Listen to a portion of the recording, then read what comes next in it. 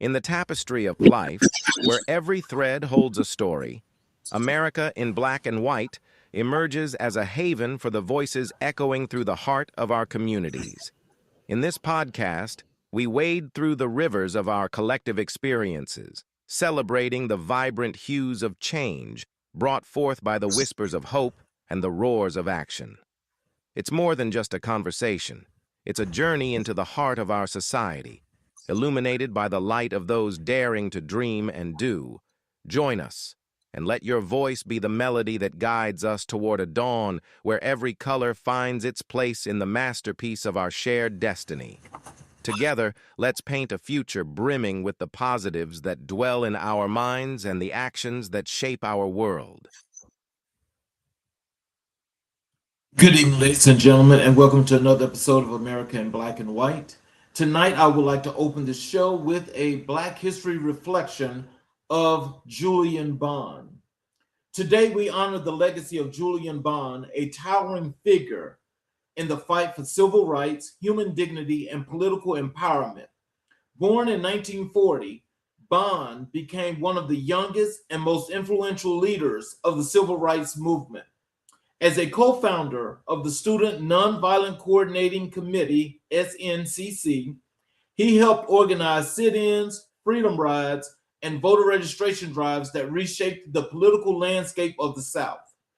Bond went on to serve 20 years in the Georgia House and Senate, becoming a national voice for justice, equality, and the protection of civil liberties. He later served as the chairman of the NAACP, where he continued to champion the rights of Black Americans, LGBTQ plus communities, and marginalized people across the world.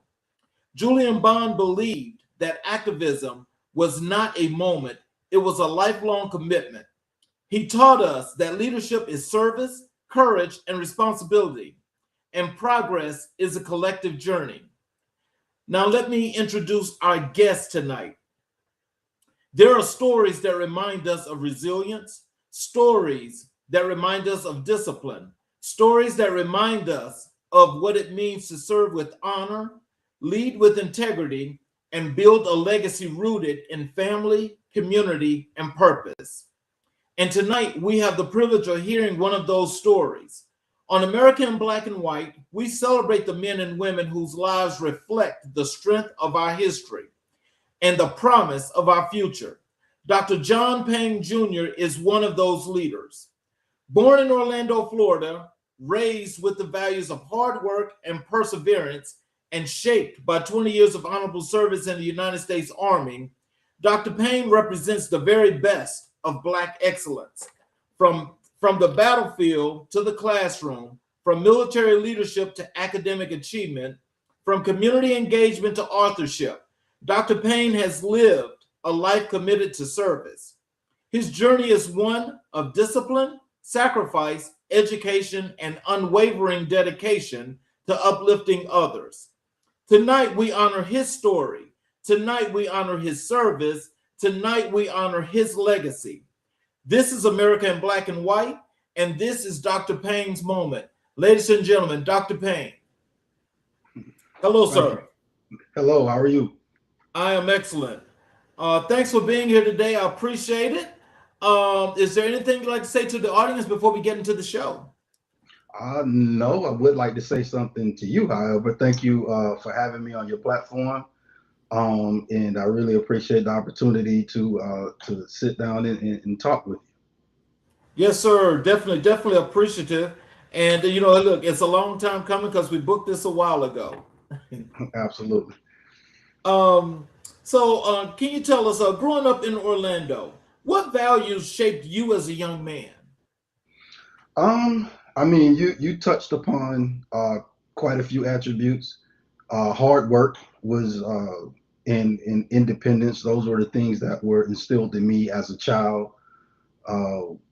Being able to get connected to different men that were able to share their experiences and their manhood with me.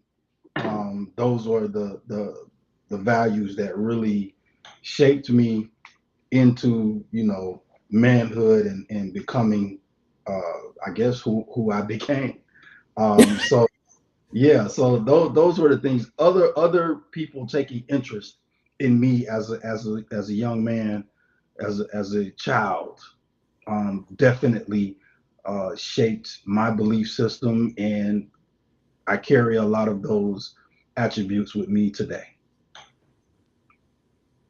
Okay, let me just introduce, just say hello to some folk here in the chat.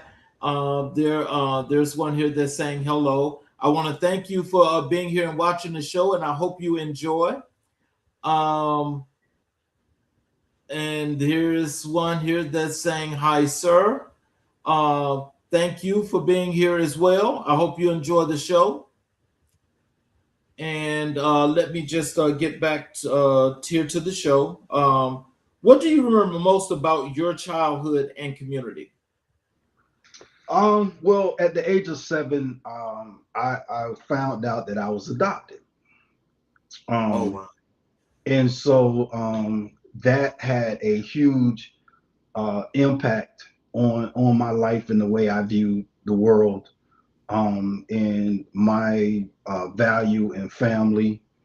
And that was a major, I guess, epiphany of learning that I was an adopted child. And so that really shaped my value system in how I moved about the world and some of the things that I wanted to accomplish, the seriousness of uh, developing my manhood, pursuing things with a great deal of zeal, professionalism, and I adopted a sort of a can't lose mentality. So I looked up at the positive aspect of every situation and how that I can benefit from it and how it can assist me in achieving and becoming successful in life. So would you say that in learning that, and I'm assuming that this was at a latter part of your life, is that what made you be the strong person that you are today and the perseverance that you have? I guess that's where it came from. I can say that would probably be true. So it allowed me or gave me the opportunity to understand the importance of certain things and not take things for granted. Definitely. So who were the early role models who influenced your character? In my first book, I paid homage to a group of men. Um, the first was a deacon in the church. He took me under his wing. He took a strong like to me, and he taught me the value of hard work. Um, and there are several different men that I stole from, um, because I consider myself to be unfathered. That's something that I came up with. But there were certain men. The first one was a deacon in the church. His name was Henry Prime. The next was my stepfather's nephews, and they were night and day. And I learned something from both of them. There's also a gentleman that I attended high school with. He was an upperclassman, but we ended up joining the military on the same day, and he was quasi my first big brother, so to speak. And so between those four men, I took a little bit from each of them in order to form my identity, so to speak. So what did Jones High School mean to your development? Wow, Jones Wow, High Jones High everything in my Everything. development.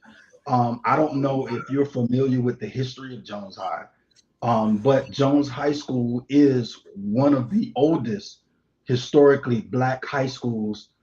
It is the oldest in the state of Florida, but it is one of the oldest in the country. So for me, to have an opportunity to be around my people and to grow and learn in that atmosphere was second to none. It was Jones High is more than an educational institution. It's almost like an extended family, and so it was everything to me. And some of those lessons that I learned, some of the classmates I'm still friends with to this day. The atmosphere itself was something that I think is very hard to duplicate, and it was very instrumental in my upbringing, and it really shaped me as a black man. So, can you tell us when did it help you when it came to the work you do in community engagement and how you try to help the community when you give back? Um, I would say no.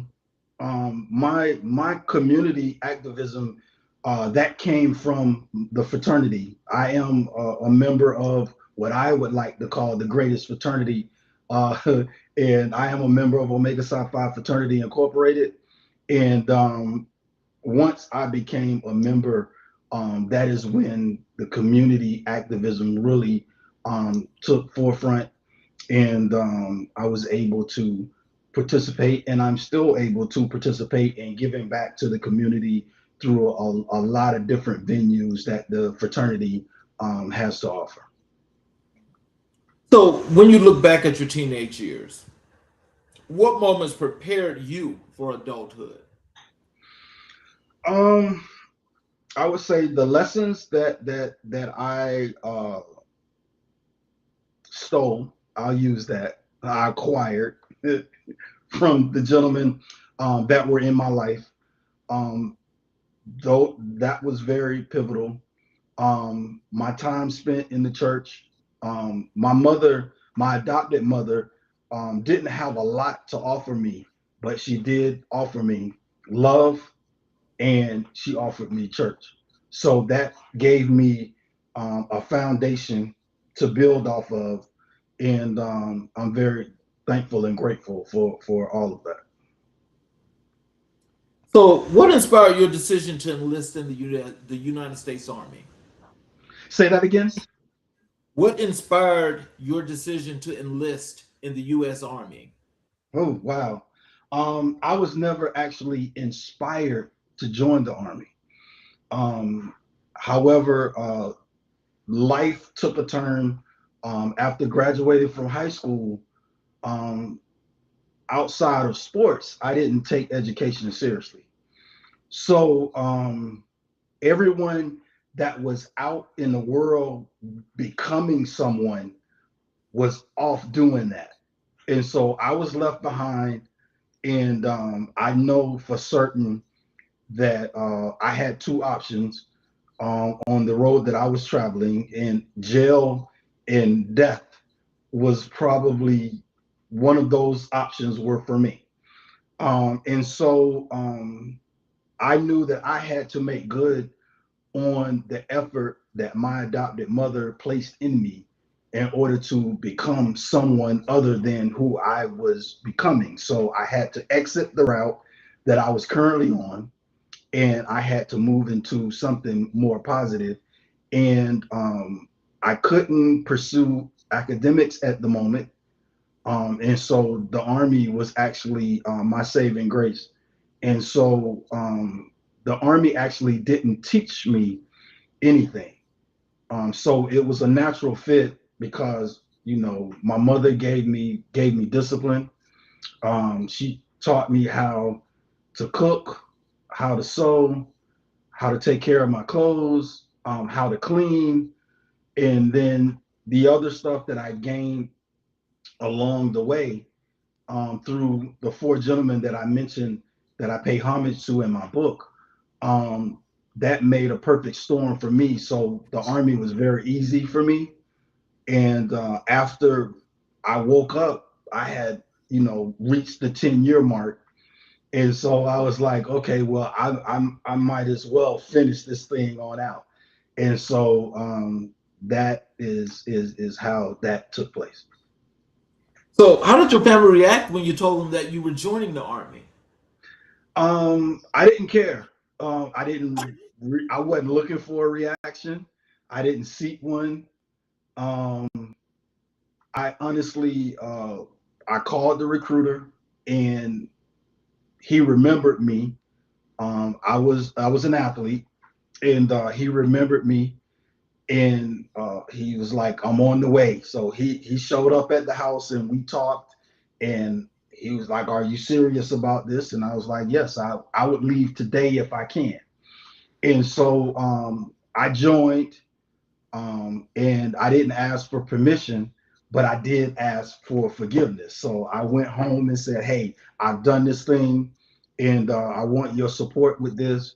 And I felt personally that it was my only shot in life in order to become someone. And so I didn't seek any guidance, advice. Is I attacked it head on. I joined, and I never looked back. So, can you tell us what were some of the personal challenges you overcame in your journey to manhood? I faced uh, I faced racism.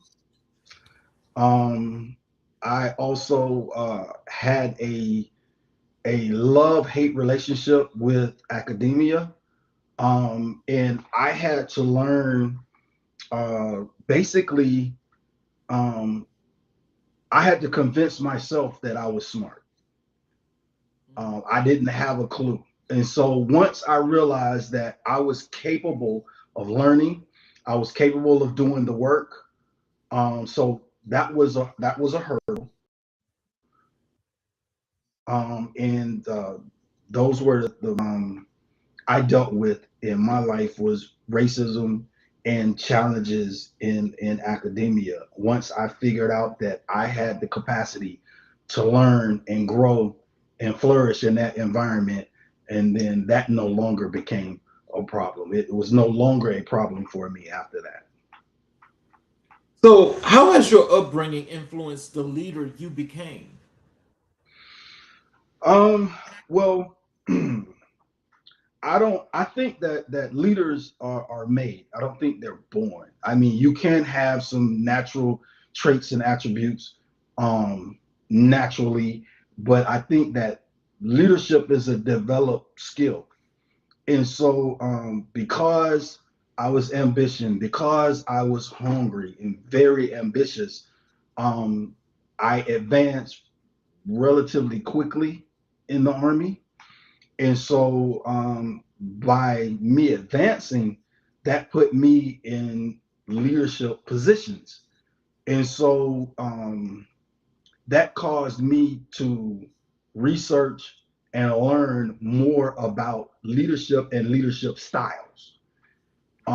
And so once I figured out that people are different, um, motivating people is a task because different things motivate different people. And so once I peeled the onion back, did my due diligence, started learning about leadership styles, and applying those in real time and seeing that develop. That's you know how I developed my leadership. So, what does your hometown of Orlando represent to you today? It's home. It is home. I no longer live there, but my heart is there. So I travel uh, back home quite often, and I still get the uh, the feeling of excitement when I cross over from the Georgia Florida line. When I see the sign that says "Welcome to Florida," I still get excited when I go home. And so Florida, Orlando specifically, has a part of my heart that quite frankly, I don't want to ever not feel excited about going home. So I love Orlando. It is everything to me. It'll always be home. And so I love the city that raised me. Yeah. Let's move over and talk a little bit about your education and scholarship. What motivated you to pursue higher education after retiring from the Army? Well, my journey actually didn't start after the Army. When I retired from the military, I had already achieved my undergraduate and graduate degree. Um, and once I retired from the Army, I started working in the federal government. And so I believe that education is undefeated. You can't, they can't take it from you regardless. And so I started seeking education because I wanted to better my life and in return better the life of the family that I built. And so the key for me was to educate myself. And so that's what I set out to do. Um, I was My journey as far as a terminal degree started with North Carolina Chapel Hill. I was Okay. accepted into the Keenan Flagler School of Business. I don't know if you're familiar with that, but it is one of the number one business schools in the country. And while attending Chapel Hill, um, I received an email from the University of Miami. And so I ended up receiving a military scholarship. And I don't tell too many people this, but as a child, I always had a love for the University of Miami. But of course, it was out of reach for me because I didn't apply myself in high school. So when the University of Miami came knocking, I answered because even though Chapel Hill, I'll never say anything bad about the University of North Carolina. I think it's a first class institution, but my heart was in Miami. So it was an easy decision to make, and it's all about the you for me.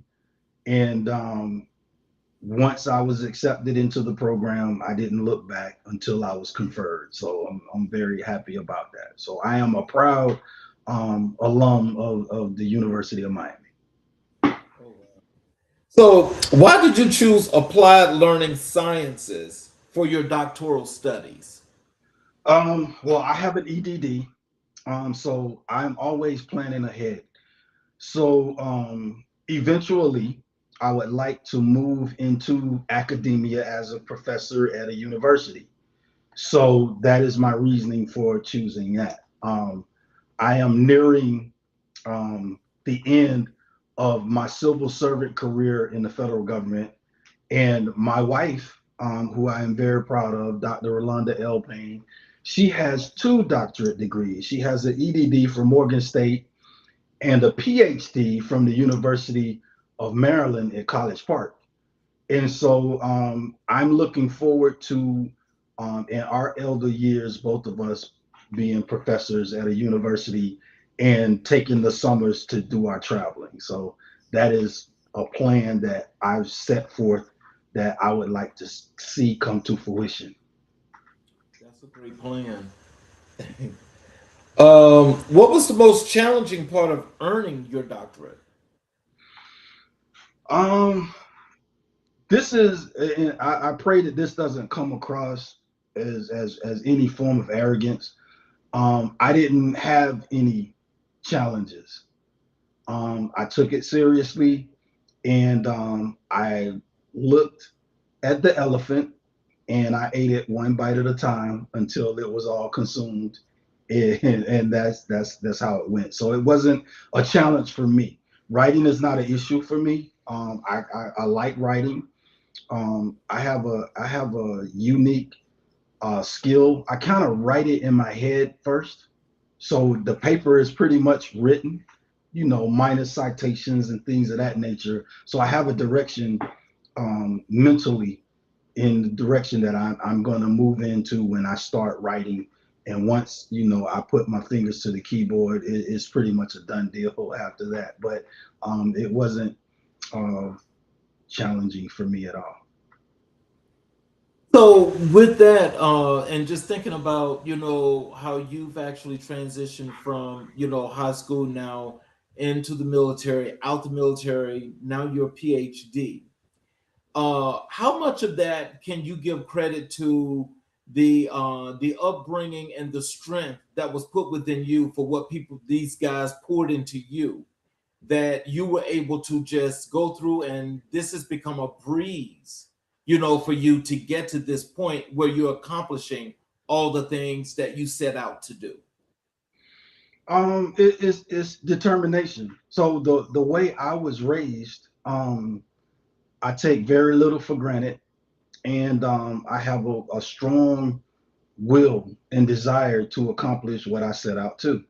The majority of my friends and the people that know me well, they will tell you that if I say I'm going to do it, I'm going to do it. It's going to get done. And so that's just how I live my life. Um, I make sure that my word means something. And if I set out to accomplish something, I'm not going to rest until it is accomplished. And so that's just how I move about life. So how did your military background prepare you for your academic rigor? Um, that is a good question. I'm not. I can't necessarily give the military any credit for the rigor that was faced academically. Um, Outside of some of the attributes that the military kind of preaches, as far as persistence and can do attitude, those type of things. I think those are attributes that I can kind of put a little weight to, but I can't fully give the military credit, because I honestly would say I don't think that the Army taught me anything necessarily. I kind of I had everything that I needed going in. So I would say my childhood and the will and desire to accomplish and achieve. I think that is biggest the biggest attribute that I can account for. My success in those areas. So, what about the structure and the discipline that the military offers? Did it play any part in that at all? I came with it. It was in me. I'm being honest with you. I when I joined the military, everything that I needed was already in me. It was instilled in me. I knew how to, give someone the proper customs and courtesy. I'm a Southern man. I'm a Southern boy raised. I knew no ma'am, no ma'am, yes ma'am, no sir. I knew how to respect others. And so I knew how to keep my items clean. I cherish the things that I have. So it didn't teach me anything. I came, it was all inclusive. I had what I needed to be successful in that environment. And I honestly believe that if you can be successful in that environment, you can be successful in any environment.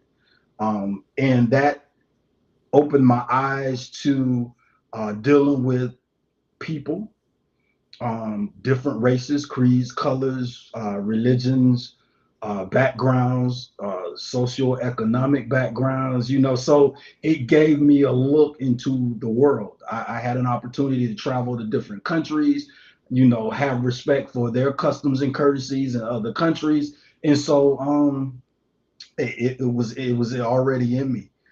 It was just a matter of applying those at the right time and utilizing persistence, and just not giving up and not quitting.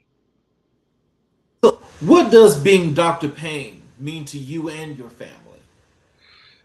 Um, it means a lot to me because I'm the most unlikely suspect.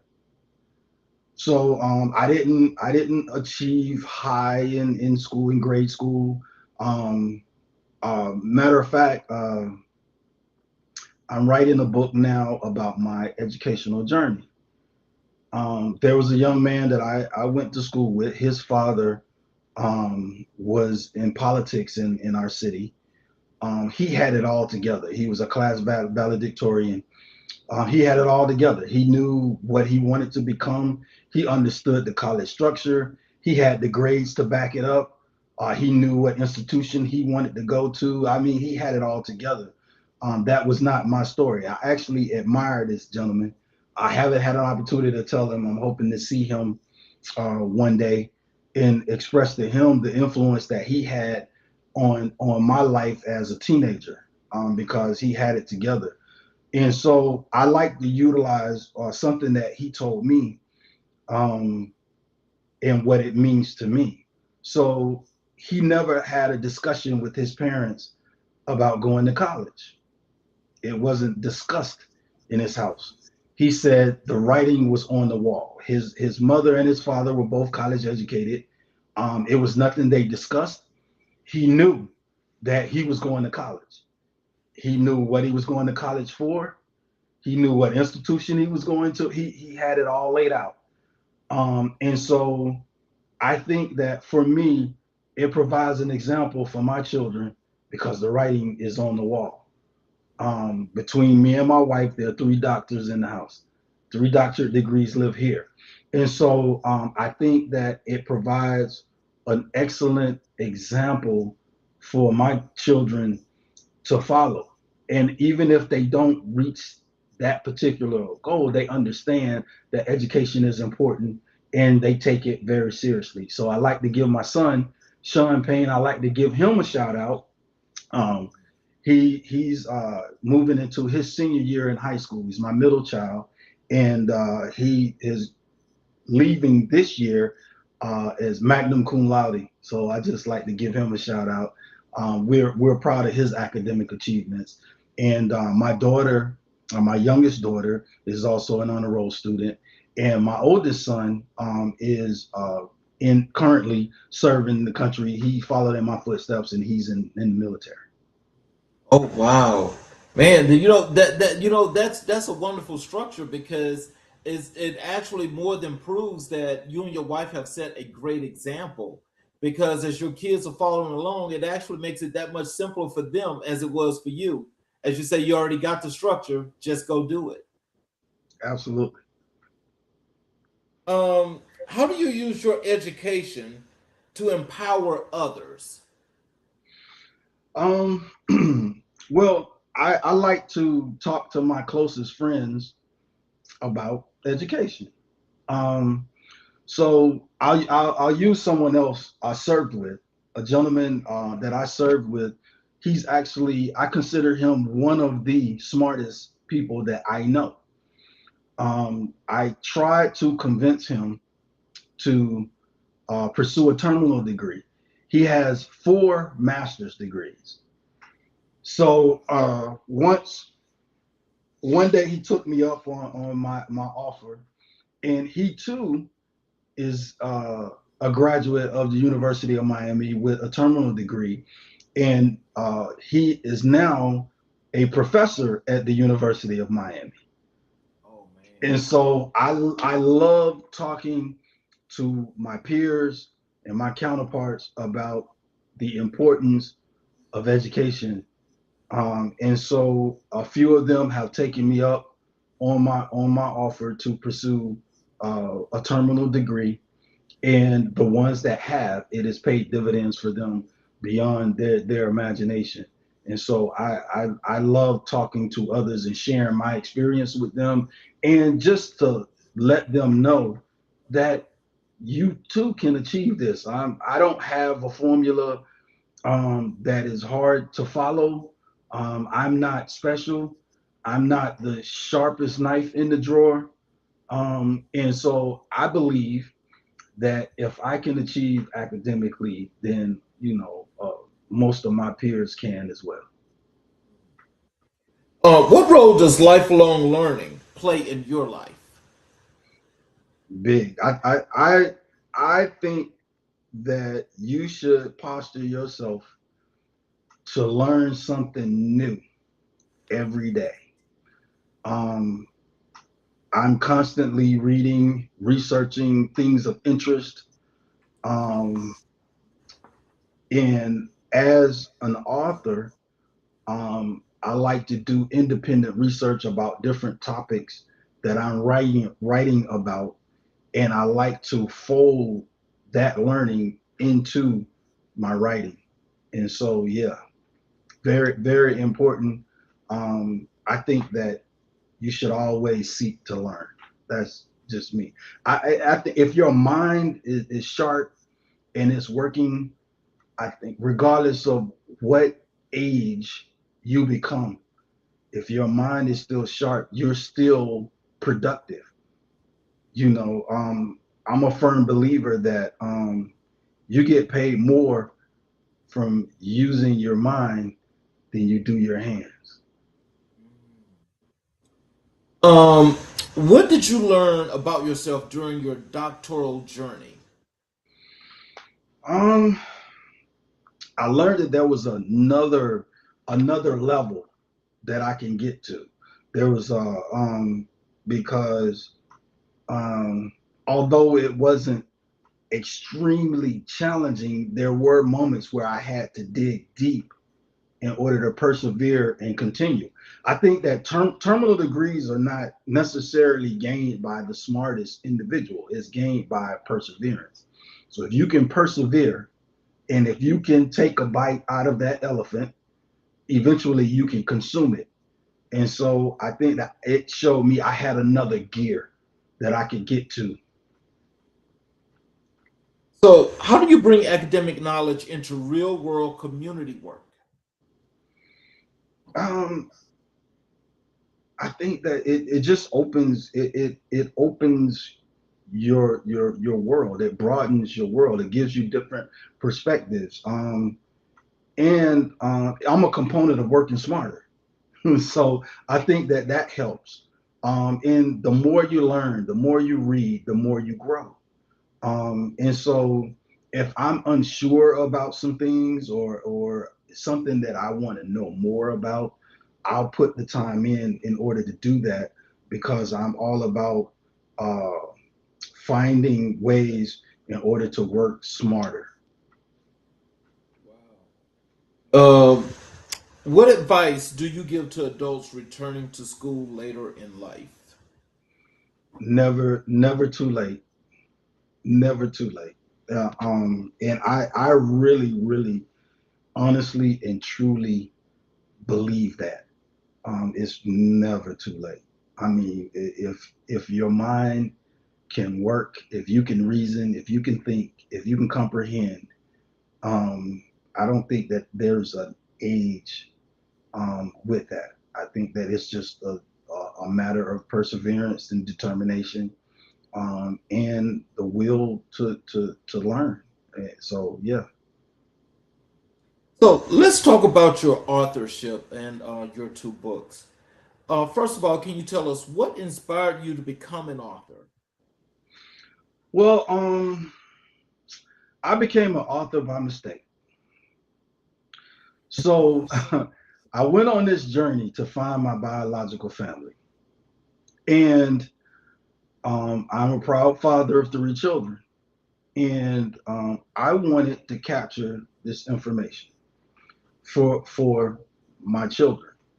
Um, so I started documenting my journey. In the process of documenting my journey, I wrote a book. And so I sent it out to a few people and that I know that were published. And one particular guy, he said, "Man, you are an author." And he had previously wrote some books. And he said, "I'll never be able to produce a body of work like this." and he said, "You write in HD." He said, Oh, wow.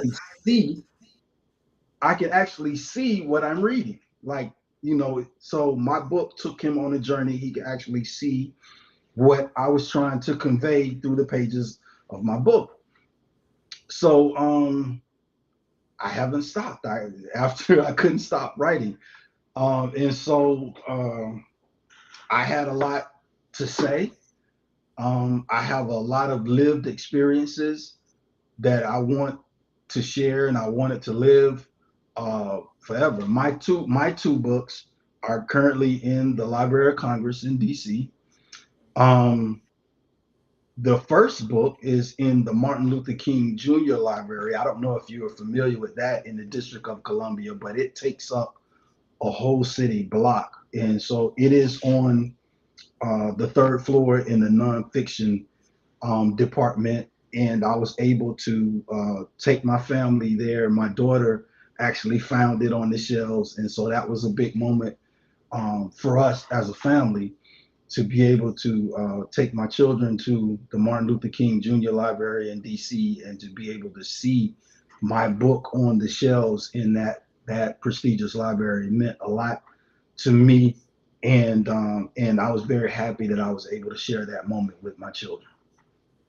So, what themes do you explore in your writing? Um, I explore genealogy. I explore uh, genetic mirroring. If you're familiar with that, I explore. I'm currently working on an outline for my first fiction book. So that will be a mystery drama. So I'm exploring into that genre as well. And I'm dabbling into writing screenplays now. So I've adapted my first book into a screenplay, which I've completed.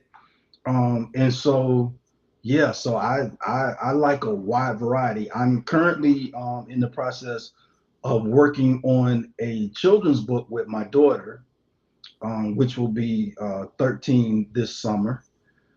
So we're working together on a children's book.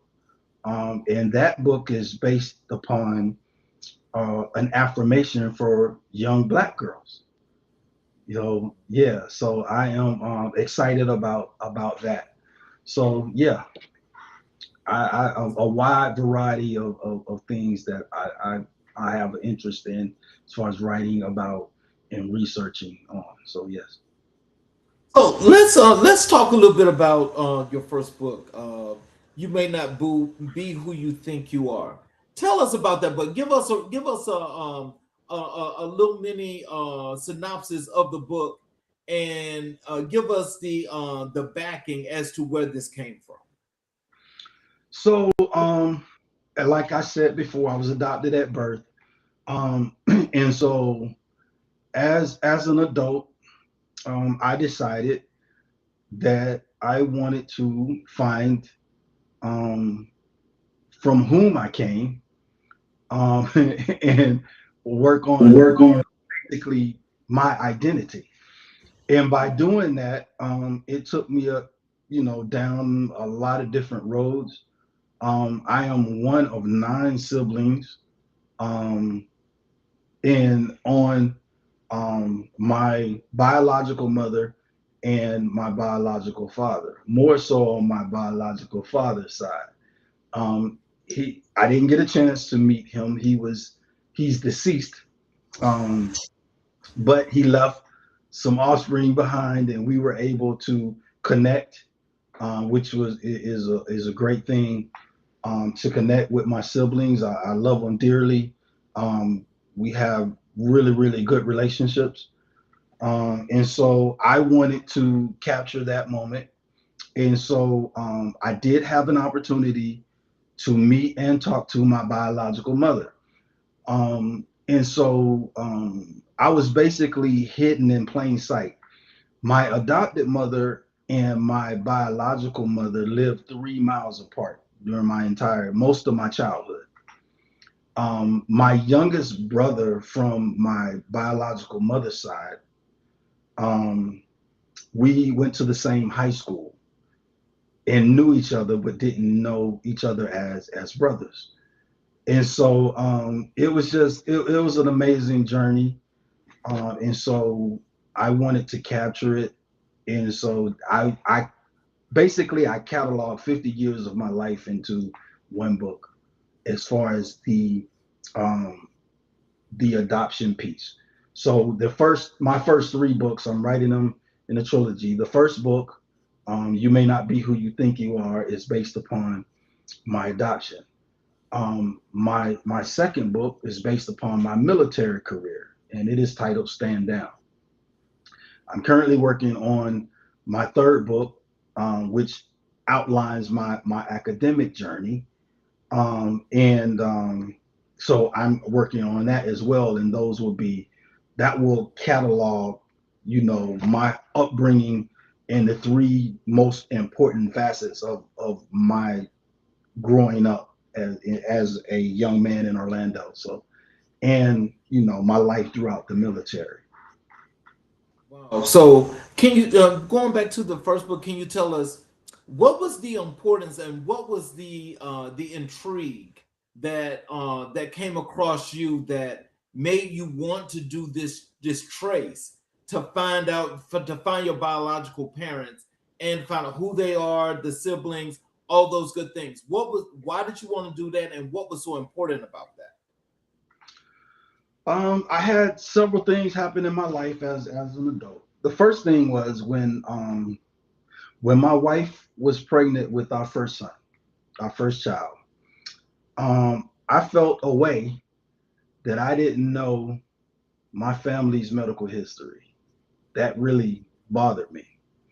And so, when uh, we were going through our first pregnancy, that was a thing. The doctor was constantly asking about historical medical information, and I had no answers, and that bothered me. The second thing was I am a big Denzel Washington fan. Not knowing what the movie was about, I just knew that this was his directing debut, and I watched the Antoine Fisher movie on Oh DVD my God. blind, Yes. blindly. I had no idea what the movie was about. I just knew that my work schedule at the time didn't allow for me to go to the theater, so the DVD was coming out. I purchased the DVD, and me and my wife watched it, and it tore me up. It changed my life. It's like, wow. So that was another thing that actually propelled me. The third thing was I read an article by another adoptee, and the article was the first time that I read something that described perfectly the way I felt inside about being adopted. And so that pushed me over the edge. And so from then on, um, I started the pursuit to, find my lineage, and find out who I am and from whom I come from. And so those were the three things that really pushed me over the edge in order to pursue it. So in all that tracing, did you establish any new relationships with your newfound family that you have found? Yes, all of the relationships were new. I initially was under the belief that I was an only child. So when I found out that I had siblings, it was mind blowing. And so yes, all of the relationships are meaningful to me.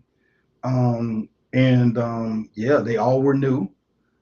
And what's really dynamic about that is that many of them didn't feel new.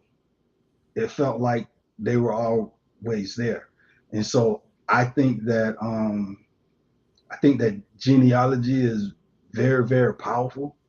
I think that genetic mirroring is powerful, because up until that moment, I hadn't seen anyone that I resembled in life. And so it was amazing to see and to be around and to be able to touch and talk to individuals that I share blood with, that I resemble, that I have some traits, and they have traits that look like me. So it was an amazing journey, and yes, I've established quite a few new relationships, and you know, and they all are beneficial to, you know, my healing and my mental health, and my growth as an individual. And yeah, it is an awesome experience. So anyone that's listening that knows someone that was adopted and they're apprehensive about it, because there are a lot of people that have fear, when it comes to, you know, finding, their biological families, and there's a lot of fear with that. And I would tell them, once, you find someone that you connect with on, you know, that sort of level, it is an awesome thing, and it's just, you know, you can't top it. So, how does your military experience influence your storytelling?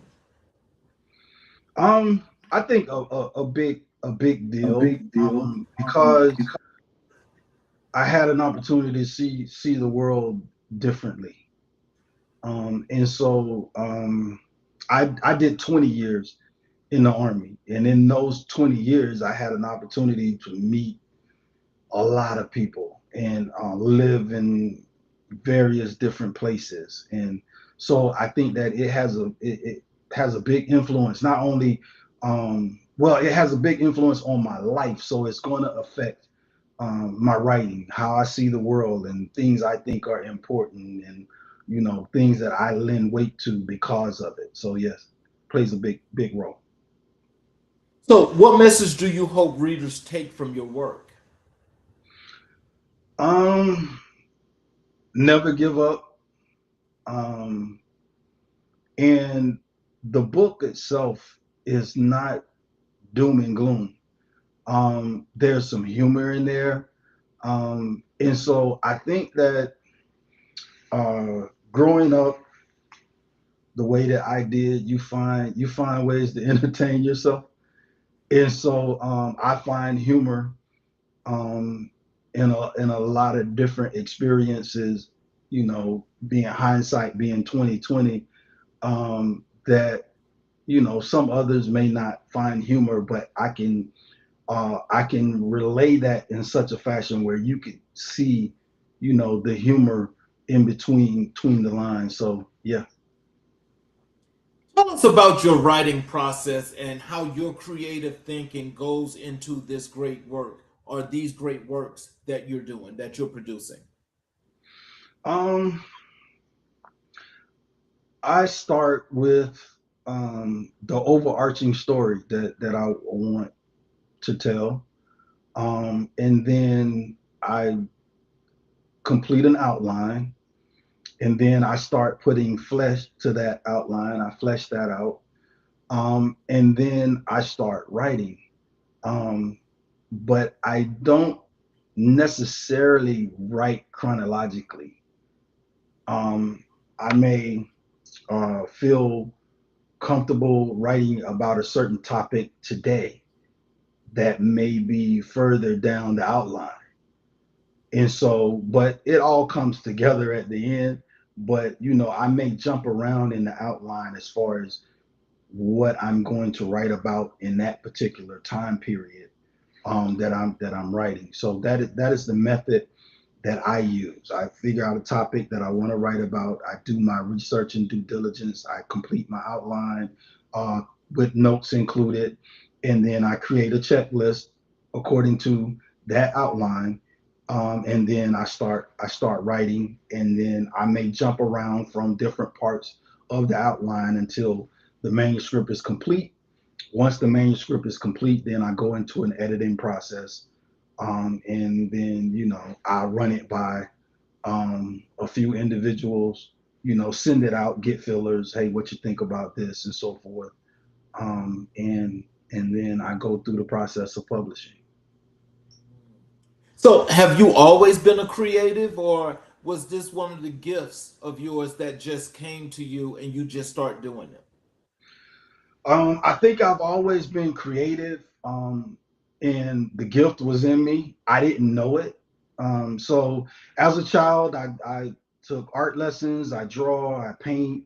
Um, I took music, and so the creativeness was always there. I didn't know that I was a writer until I did it.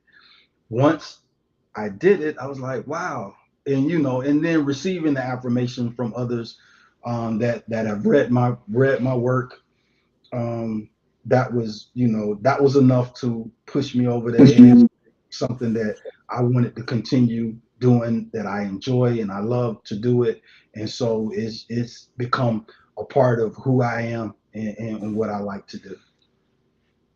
Take us through Stand Down. Tell us about Stand Down and its process and why that was so important to you. So Stand Down covers a large portion of my military career. And I focused on how I overcame uh, various different episodes of racism. And so, what was funny about it is that I actually did nothing. And so, uh, You every did time nothing. I did nothing, every time I came across some type of racism, I accredit it to God. Every time I came across something or some type of racism towards me, it was handled. And so, that is why the book is titled Stand Down. It's synonymous with military life, but it's synonymous with the actions that I took in order to overcome the racism or the different racist episodes that I encountered throughout my 20 years in the military. And so it was just taken care of. I stood down. I did nothing, and those things were taken care of for me. So I didn't fight. My battles were fought for me. And so I tried to express that throughout the book. And so, I have been a proponent of that my entire life. And so I guess knowing when to fight and when not to fight is just as important as knowing when to fight. And so, my battles were fought for me, and they worked out very well, better than I could have done myself. And so I wanted to express that and capture that and put it into a manuscript, in which it became a book. So yes. So, tell us one of the must read parts of this book that stands out so much that it was a real critical point in your writing this book. Um, Let me see. Most standout. I had a gentleman that was out to basically end my military career. Um, he had everything going for him. We started out at the same rank. We went to school together. He got promoted before me. He ended up requesting to be my supervisor in order to end my career. And in the process, he lost his career. Yeah, he lost his career. He had everything going for him. Everyone that was significant in our chain of command loved him. He was college educated long before I thought about it. Um, and he had, I mean, his road was paved with gold. They rolled out the red carpet for his career. He was on his way, but he could not leave me alone, and he ended up losing his career. And so that is it was significant. It's a significant portion of the book, and yeah, it was it was a real eye opener as to sometimes it is best to allow God to fight your battles than to get in. He'll handle it a whole lot better than we can. And so I was fortunate that I could see my battles being fought for me in real time, and so I stood down. So, Jimmy, so can you tell us, as with your military experience, and experiencing racism to this extent, because I know that what you're saying is to be very much so factually true. But for those that don't understand that, can you tell them what was that like for you? Um, so I hadn't experienced racism until I joined the military. And if I did, I didn't identify with it or couldn't recognize it because I was raised in my bubble. You know, I went to an all black high school. I lived in an all black neighborhood. So it was disheartening because of um, it was a contradiction of the religious foundation that my mother had gave me. So she didn't teach hate, she taught love. And so I couldn't believe that there were people in this world that hated you simply because of the color of your skin. It was just amazing to me. So that part was very disheartening. Um, but it did teach me how to navigate the system, how to move in that environment.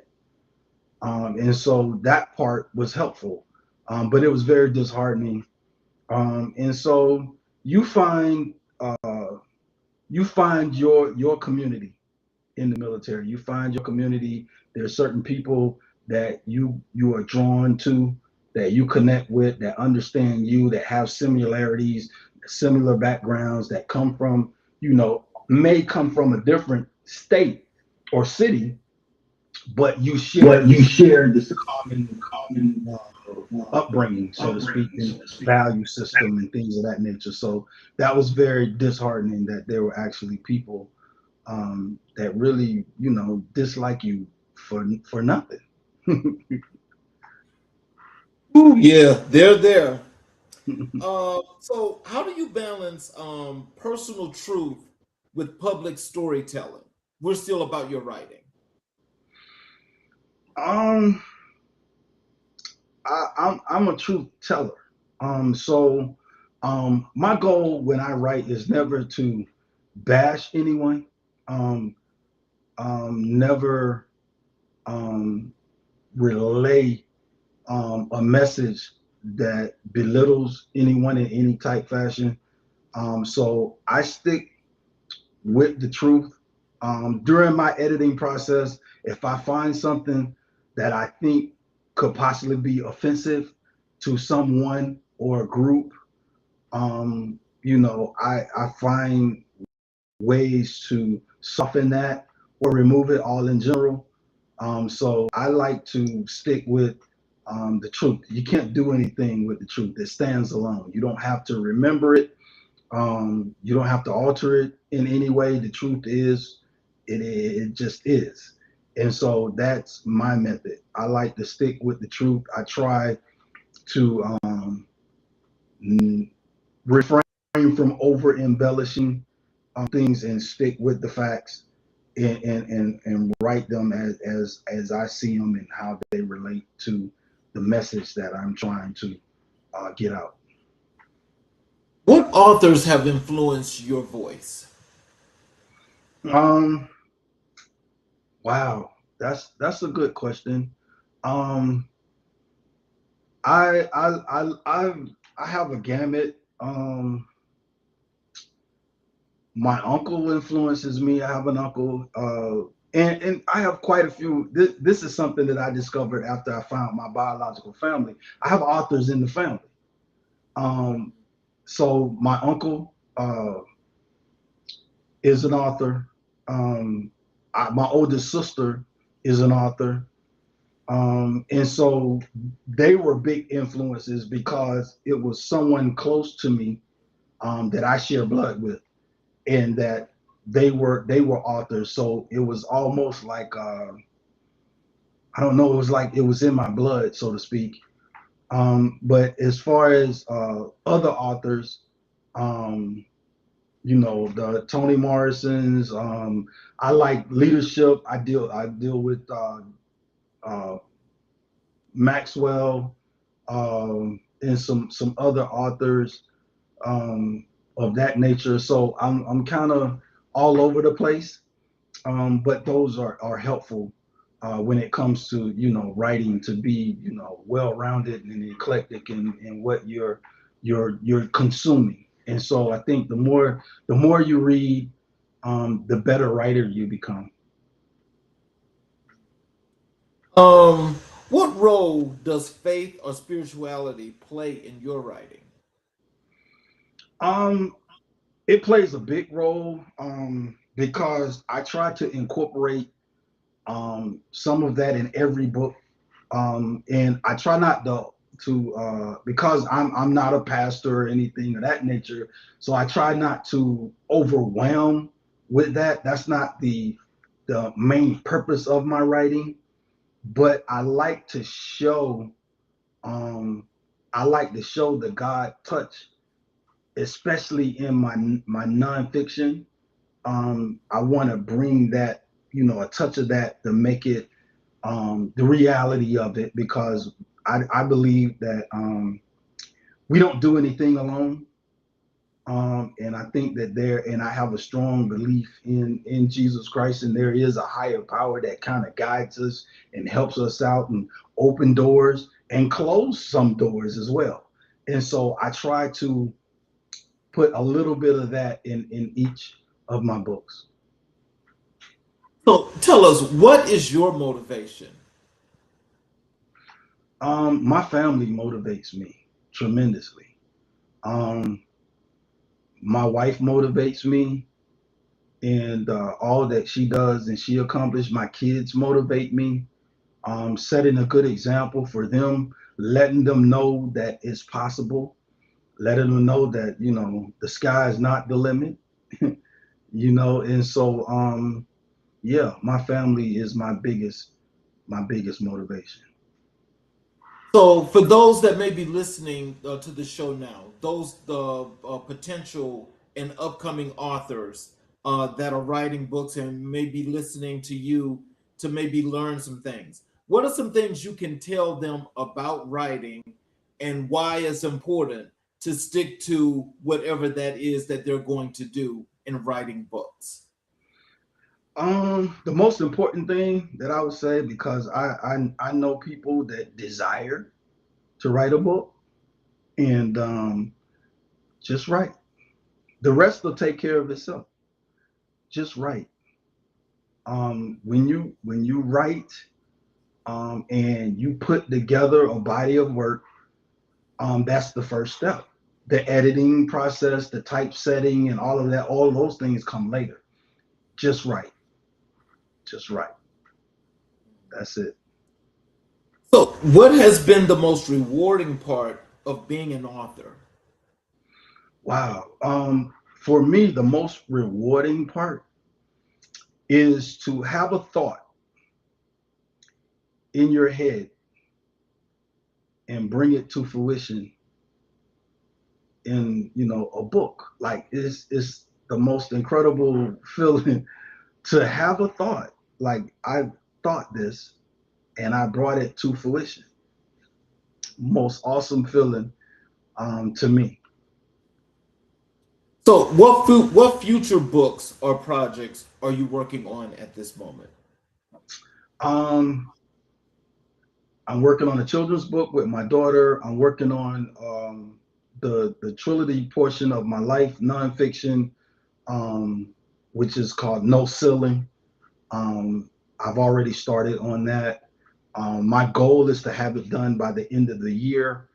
I would like to rent a booth annually. My high school has a giant picnic or cookout annually, and I would like to get a booth. My high school principal remembered me, and she wrote for the back panel of my third book. And so I would like to roll that out during the time period of when my high school has, the large cookout. Alumni come back, current students are there, or whatever, and it's a really big deal for the high school. So that is currently what I'm working on. I'm also working on a TV series based loosely on what I know about my father's life. So I'm working on a drama, uh, crime drama television series that I would like to complete, say about the middle of next year. So I've started, dabbling in that a little bit. And so, yeah, I'm very, very excited about the upcoming projects. So let's talk about your legacy and reflections. When you look at your life's journey, what are you most proud of?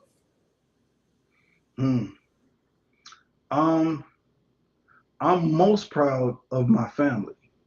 Um, so uh, I never imagined that I would be um, the father of the family that I have. I have a wonderful and loving wife, and I have three awesome children, and that is everything to me. And that is I mean, I am super, super proud of my family, and that God chose me in order to husband my wife and father my children. I think that is the most awesome responsibility that could be bestowed upon me, and to have a family of my own after being adopted at birth is just an awesome feeling for me. So, what do you hope your children see when they look at your example? Wow, man, I hope that they see how much I love them. I hope that they see perseverance. Um, I hope I that hope they that they see, see man, a blueprint on how to live their life, to be respectful of others, and to define their own definition of what success is, and to never stop desiring to achieve. Yeah. How do you want to be remembered as a man, a soldier, and a leader? Hmm. That is a really great question. Uh, I want to be remembered as dependable. I want everyone that comes in contact with me, that know me personally, to know that my word means something. Yeah, that's how I'd like to be remembered. So, what legacy do you hope to leave for future generations? Wow. Um, I haven't thought about that. Um, that is a excellent question. Um, and wow, I really can't answer that. I don't know. I hope it's something very positive. And I pray that my work lives on forever, and that someone will pick it up and push it forward. Yeah. Well, I'll tell you what I see. I see it as the man that could. The man Thank- that could, because I mean, truly, as you just think about it, and as you were coming into your own, it's such an interesting journey because at each part, as you went up that ladder, there was always a peak and a spike at each step. And so at each one of those steps, it just shows that you were accomplishing and putting all the feathers in your cap as you kept walking up all those steps, and you're still walking. That's the thing. So that's a very high bar that you're setting. yeah. I've been told. So, and finally, what does Black excellence mean to you today? I think Black excellence is everything. You know, what would what would this country look like without Black excellence? Exactly. Black excellence is everything. We're everywhere. We're everything. Yes. There isn't a facet of life that you can't touch or think about, talk about, or live in that hasn't been touched by Black excellence. We define culture. Um, we define fashion. We define music. We define math. We define astrology. We define geology. I mean, what would the world be without Black excellence? We define culinary. Like, the world would be a sad place without Black excellence. So to me, Black excellence is everything. It can't be topped. And so the world is better because of Black excellence. This country is better because of Black excellence. And so we exist, we thrive in any environment. We thrive. And so Black excellence is everything, man. And we as Black people are awesome. Period. So, in closing, what are some words of wisdom and encouragement you'd like to leave to our audience? Tell them how they can connect with you via social media, your website, how to get your books, all of those good things. Okay, I'll start backwards. I heard this once, so I'm gonna say it's not a real word, but I'm Googleable.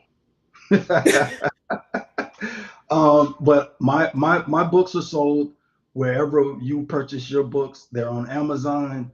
You can get them on Walmart.com. You can go to booksamillion.com.